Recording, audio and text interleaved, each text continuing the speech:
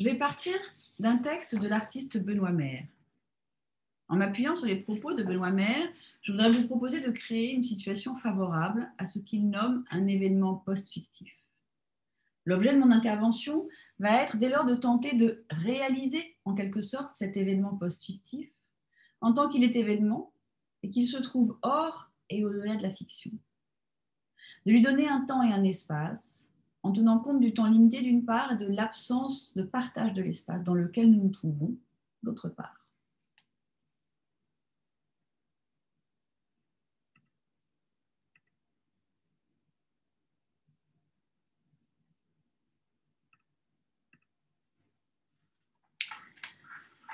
Avant d'entrer plus avant, je voudrais rapidement remettre en situation l'artiste Benoît Mer et son œuvre, cette œuvre protéiforme qui se décline et se déploie tout autant, en un remarquable agencement d'objets.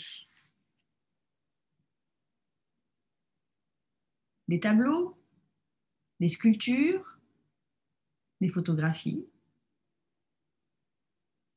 des films vidéo, des installations, des meubles, des textes, des documents, des objets divers, récupérés ou fabriqués, anciens ou récents, parmi lesquels des coquillages, fossiles, images, cubes de verre, claviers ou souris d'ordinateur. Les objets ne sont pas là en soi exposés comme des formes uniques, mais ils sont pris dans un tissu historique et syntaxique, un texte qui est une combinaison de signes visuels ou conceptuels. Par ailleurs, le travail de Benoît Mer s'est initialement développé dans une démarche très langagière, à travers des textes, des performances et des conférences, mais aussi de nombreuses publications. Depuis 2007,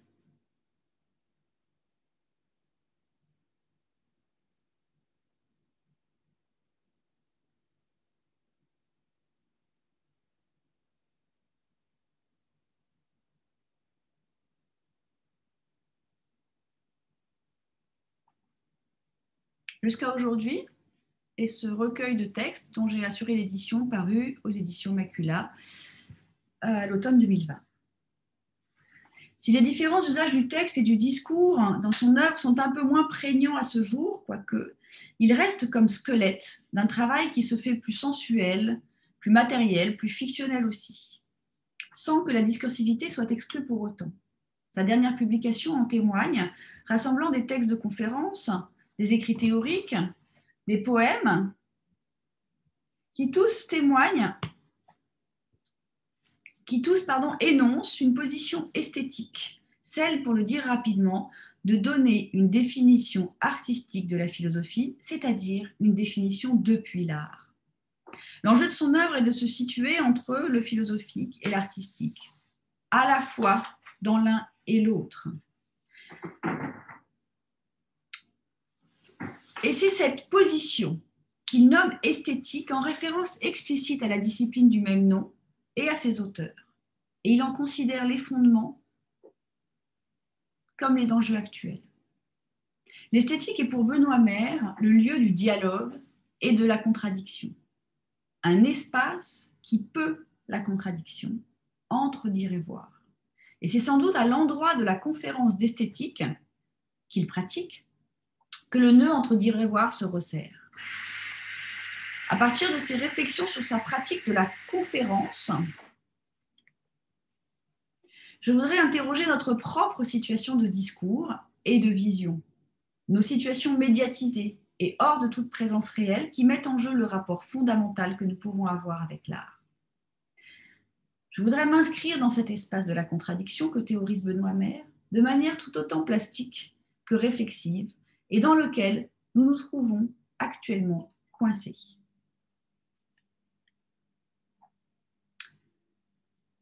Dans un texte intitulé « Esthétique de la conférence d'esthétique », distribué lors d'un colloque à Londres en 2006, en hommage à Arthur Danto, l'artiste Benoît Mer s'interrogeait sur la valeur de vérité du discours en regard du travail plastique et en soi.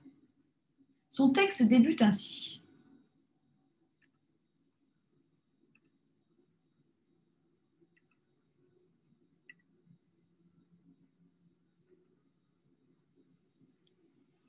Ce court texte a pour intention de s'interroger sur la qualité de nature de l'espace-temps vécu par le public d'une conférence d'esthétique. En se posant la question de la qualité de nature, on insiste non pas sur ce que la conférence produit en elle-même comme concept, mais plutôt sur l'espace-temps qu'elle génère vis-à-vis d'un public et le spectaculaire dont il est question. La situation est la suivante, il y a un face-à-face, une personne s'adresse à un public et ce, au sujet ou au nom de l'art. Il y a un objet absent, l'art pendant la conférence n'est pas en présence directe, immédiate.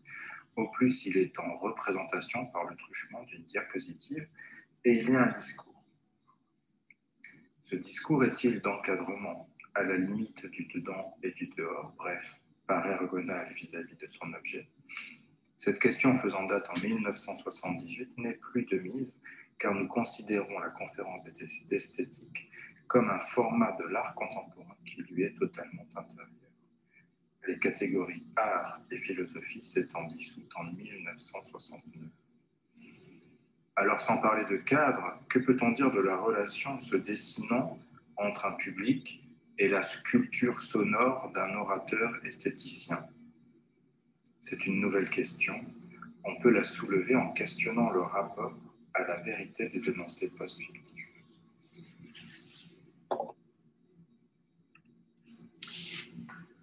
Le texte de Benoît Mer s'ouvre sur trois citations. La première de Jacques Derrida dans La vérité en peinture en 1978, c'est assez dire, abîme et satire de l'abîme.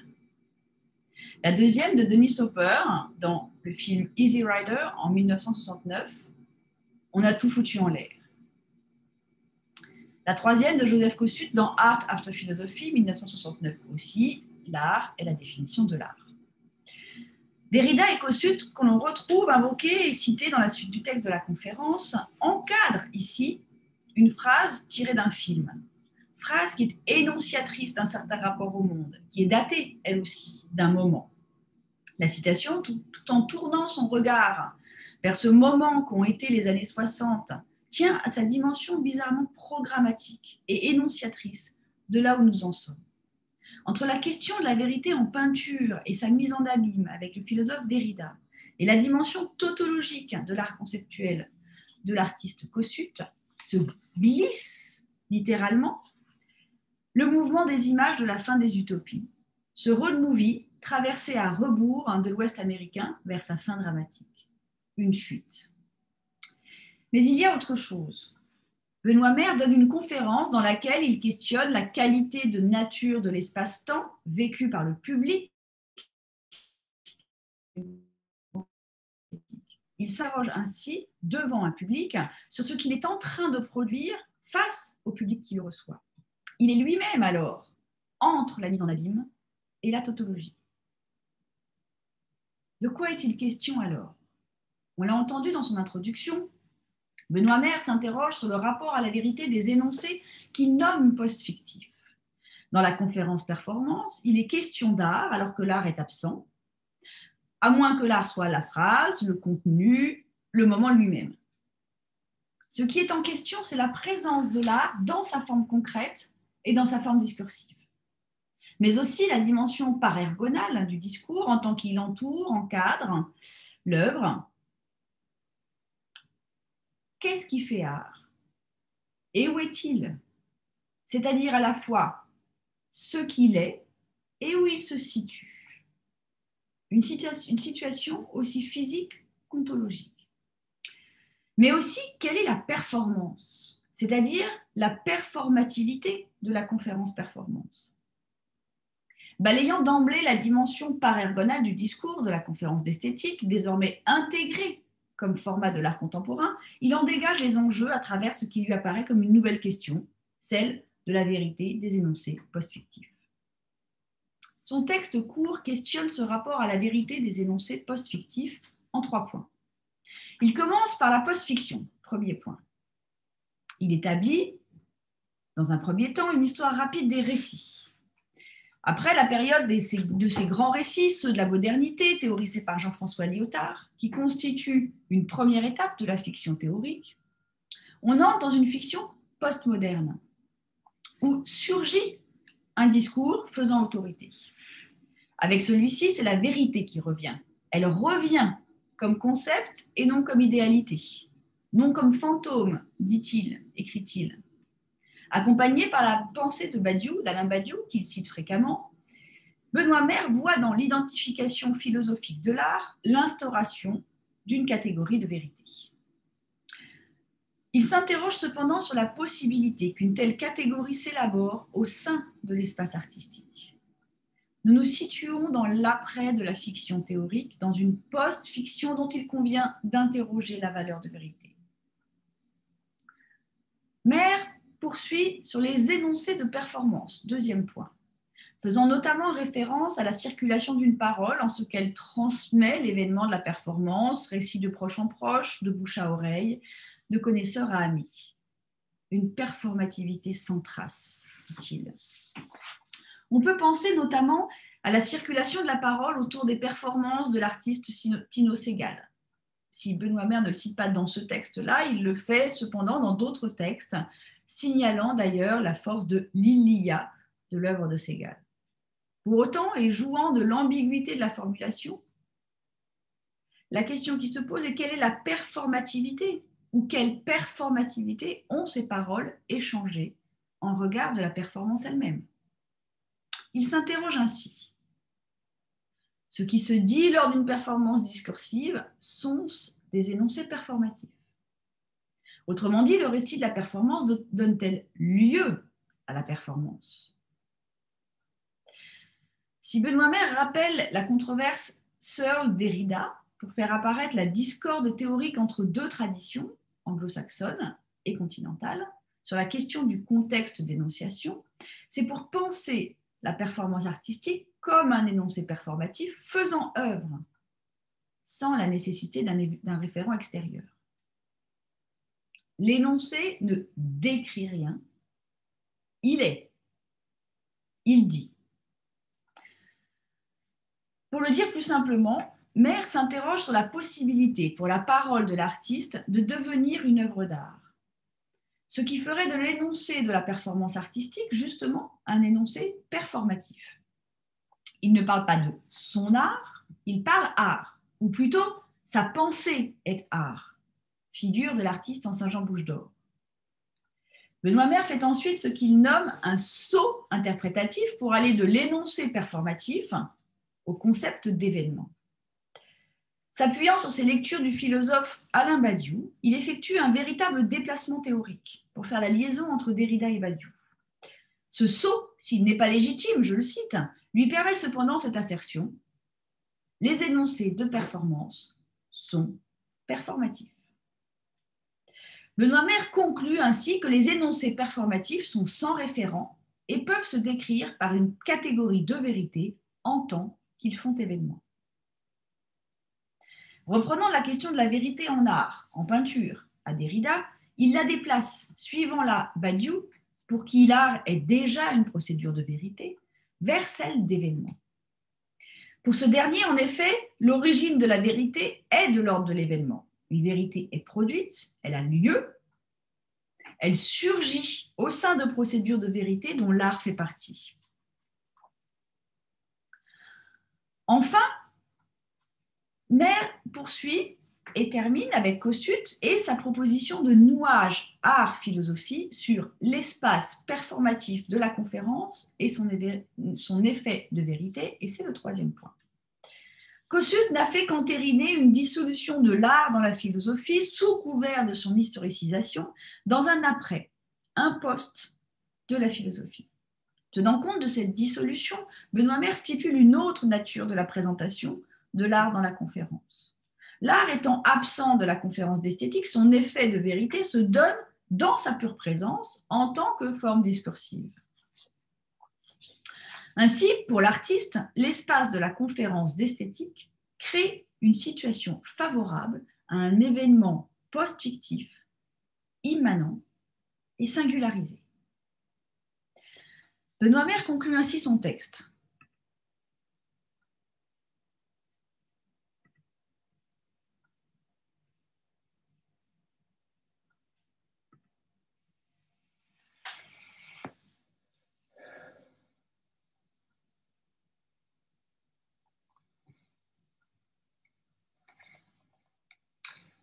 Dans la philosophie, après l'art, après la philosophie,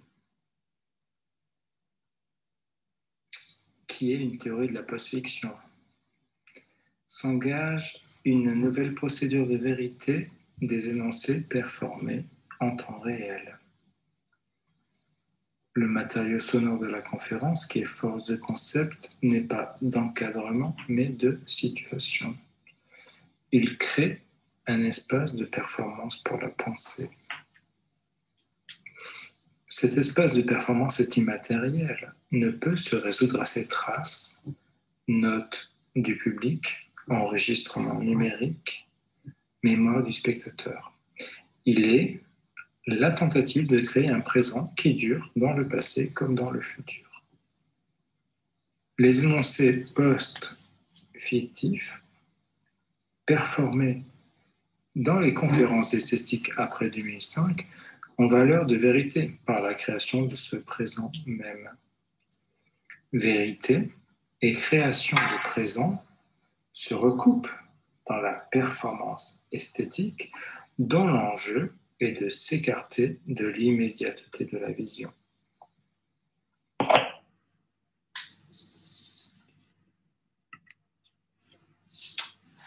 Aujourd'hui, ce jour même, et en ce moment, nous nous trouvons dans cette situation paradoxale et paradoxalement intéressante que la conférence d'esthétique joue de l'ambiguïté de la présence d'un corps qui parle de l'art et de l'absence de cet art, autrement que sous forme d'images projetées la plupart du temps sur un écran. La parole est délivrée, en vrai, a-t-on envie de dire, quand les manifestations diverses de l'art sont médiatisées à un double titre d'ailleurs, par la parole comme par la représentation.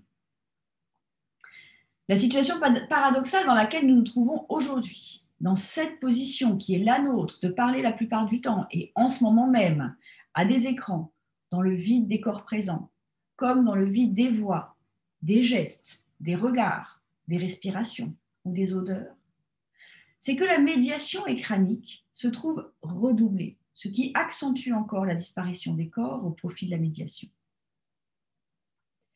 Je voudrais m'attarder sur cette disparition qui traverse nos écrans en ce moment même, dans des gestes qui accompagnent la parole et qui finalement la situent. Comme la phrase de Denis Sauper, glissée entre celle de Derrida et de Kossuth, ma parole, interprétant, comprenant le texte de l'artiste, vient se loger au creux d'une disparition, celle de nos corps dans des espaces et celle de l'écran lui-même. La disparition est celle des corps, aussi au cœur de l'écran. Elle est une fuite. J'essaie tout simplement de fabriquer un « il y a » à l'endroit de cette absence de présence, à l'endroit de la fuite que figure l'animal derrière moi, à travers une sorte d'événement post-fictif qui n'est qu'un non-événement. Si je suis partie de ce texte pour répondre à la question, aux questions posées par ces journées consacrées à ce que le langage fait à l'art, et notamment à celle-ci, la conférence performée est-elle une œuvre d'art, c'est qu'il réfléchit la forme de la conférence performance au creux du nouage art-philosophie en la singularisant dans un discours qui n'appartient ni à l'un ni à l'autre. Benoît Mer produit un discours fondamentalement singulier. Singulier au sens fort, qui n'appartient qu'à un seul, car il se tient au cœur d'une alternative entre le langage et l'art. Alternative, quelle esthétique pour lui? Et pour terminer cette intervention, je laisse directement la parole à Benoît Mer, tout en la gardant, en citant le début d'un texte, qui est le texte d'une conférence donnée à l'École des Beaux-Arts de Lyon en 2014 et intitulée « La décision ». Lorsque l'on fait une pièce, dès qu'on commence à formuler sa pratique, on se rend bien compte que l'on prend des décisions et que ces dernières induisent que des choses, matière ou idées, sont exclues de la réalisation finale. toute décision est performative et repose sur un certain type de nouage de la pensée et de l'acte. Pour nous, artistes, en prenant pour l'instant la décision dans le cadre esthétique de la formation des objets d'art, il y a un nœud qui se forme.